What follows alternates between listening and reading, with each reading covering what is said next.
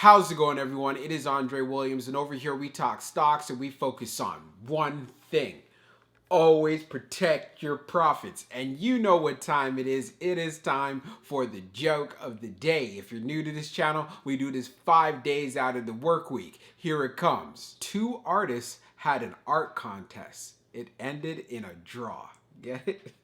I know it's bad. But anyways, what we're going to be talking about today is OCGN, which was extremely volatile on the Friday. We saw what happened inside of the pre-market when the news was released in regards to the FDA. It got as low as $5.10. And then when it got into the open, made a strong bounce going all the way to $7.17. Of course, it ended up getting halted, and that's when we started losing some momentum. But since Monday is going to be tomorrow, some of you may even catch this the day of. I want to make sure you guys are prepared and what we could potentially be looking like, especially with the new conditions going on in the market. I won't waste any more time. Let's jump into the agenda. If you're new to this channel, I just want to let you know we have timestamps down below inside the description. But if you're a shareholder or you're thinking about taking a position, I highly suggest you watch this full entire video. So the first thing we're going to go over is the technical analysis. We're going to be taking a look at the overall price action. We want to know support. We want to know resistance.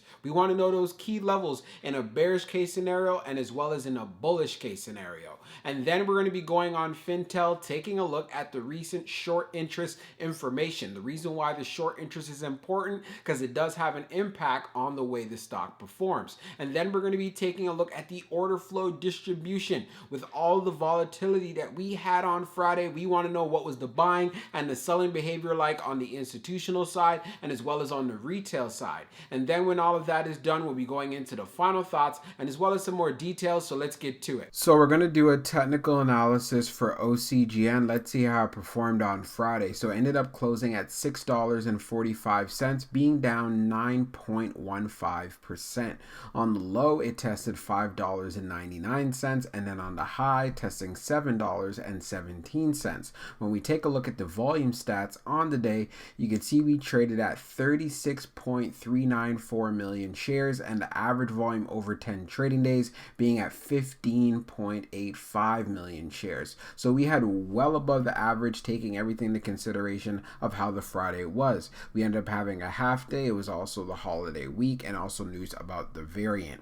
Now, when we take a look at our chart here, which is the daily chart, you can see from the RSI down below, it is right at 36.92.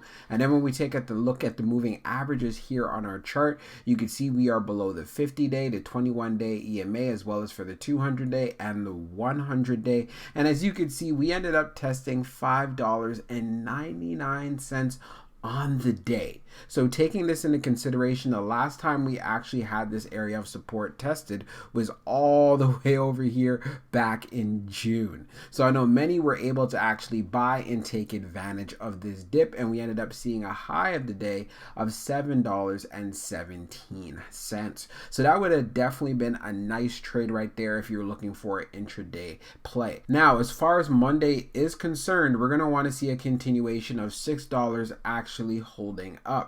One thing that is very clear, $7 has now become an area of resistance for OCGN. So if we don't have price action that's above this $7 level, then we could easily possibly go back into testing the $5 level, and breaking through that could send us possibly here to around $5.65, which at that point would be the bearish case scenario for this stock. And in regards to the bullish case scenario, you're going to want to see that price action above 7 and also being able to get above this resistance here at 746, so we can make that move going to $8, which you guys know already will be another psychological area for OCGN. So let's see how it performs going into Monday. So we're going to take a look at the short interest information for OCGN. So for the dark pool short volume ratio, it's at 57.37%, and then for the dark pool short volume being just over 8.2 million shares. Scrolling down further on the page, the short shares availability is at 7 750,000, updated 22 minutes ago. And then for the short ball free rate, it is at 1.90%.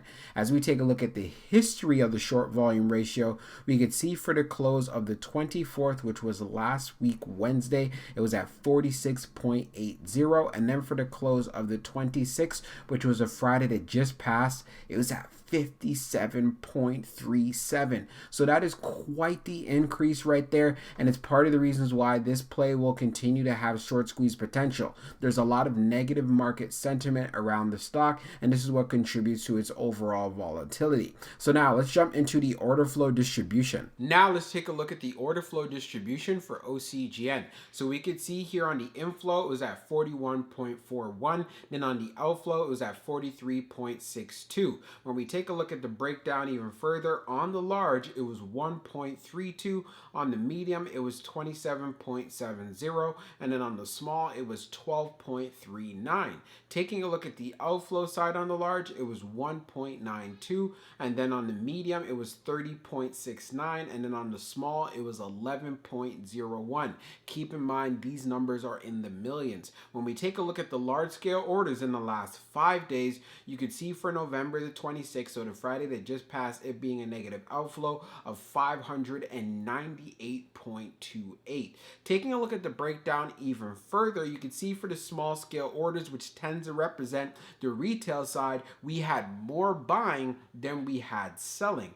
And then when we take a look at what happened on the medium, we had more selling than we had buying. And then when we take a look at the large, which we just covered, we had more selling than we had buying. But one thing that is very clear, when OCGN was trading at these lower price levels, there was demand. Now, when we take a look at the turnover ratio, though, it was at 18.27%. So we know for a fact there was a lot of traders going in and out of this play. It was very liquid, but no shock there, especially when that news was released. But also, I want you guys to remember, I was saying if you could catch this stock in the range of $6, even getting in at $5, many took advantage of that pre-market action, you would have had the opportunity to have an intraday trade on your hands. I know many of you are continuing to hold on to your positions due to the fact it did pull back at a strong support area, but again, you got to make sure you do what works for you. So now let's jump into the final thoughts and we'll go over some more details as well. So for my final thoughts for OCGN, let's go over the quick news update that came out that had an impact on the stock.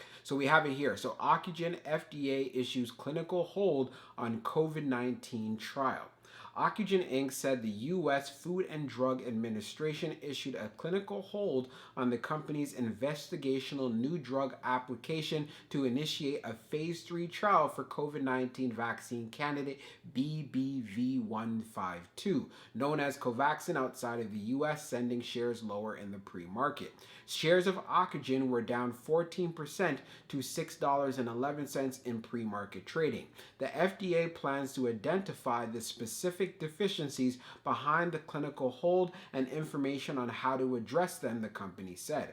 Ocugen said it expects to receive formal written communication with the additional information from the FDA and plans to work with the agency to resolve its questions as promptly as possible. Ocugen is developing Bharat Biotech's Covaxin COVID-19 vaccine candidate in the US and the Canadian markets. So one of the things that I want to talk about very quickly, this pullback was an opportunity for anyone who was considering it. Remember, it wasn't too long ago, I said this in previous videos, if I was going to think about taking a position, it would be at the $7 or $6 range. I saw this stock get into the $5 range, so you have to take advantage of that opportunity. It saw that high of $7.17, and like I said previously, for day traders and so forth, this was a great way to take advantage of the price action. It did pull back, but one thing that was very clear, there's still demand for shares, and it's part of the reasons why we saw that it ended up actually seeing some more buying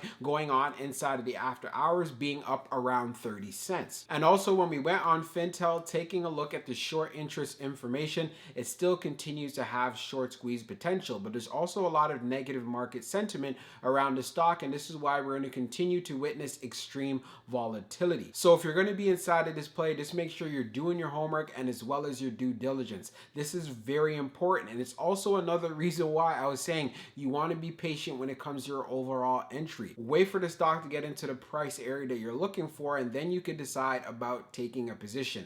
There's no need to FOMO. There's no need to rush here. Many people were averaging down when this stock pulled back and it was sitting at 9, 8, and so forth, and I was like, you know what, this is just too high. It will pull back, and that's exactly what we got. But overall, in general, let's see how OCGM performs on Monday and as well as for the rest of the week, because it's going to be very interesting. We know as far as Covaxin is concerned, it does a fairly good job against different kinds of variants. So we're going to have to wait, see what information actually does come out, and of course, I'll be keeping you guys updated. So I hope you enjoyed this video, and we'll be talking real soon.